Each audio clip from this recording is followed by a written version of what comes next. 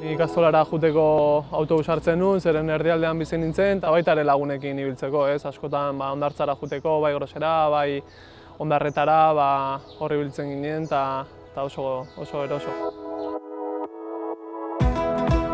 Donostira joateko, zentrora edo hondartzara, joateko beti hartzen nuen autobusa, ez? Eta egia esan, oroitzapen onak gortzen ditut, ez? Bai, Anoetara beti autobusez, ez?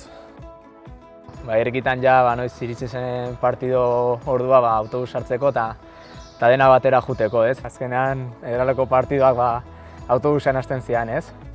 Lagunekin, aitarekin, osabarekin, askotan partidu harroa zen zen, eta danak txuri urdinez jantzita oso gustora.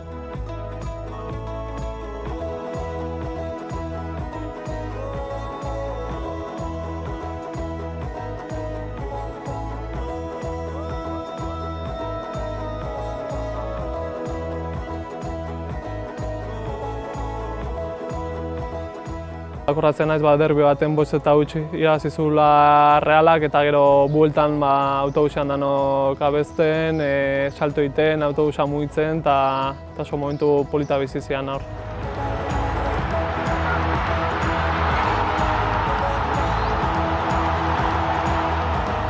Guk ere debuz!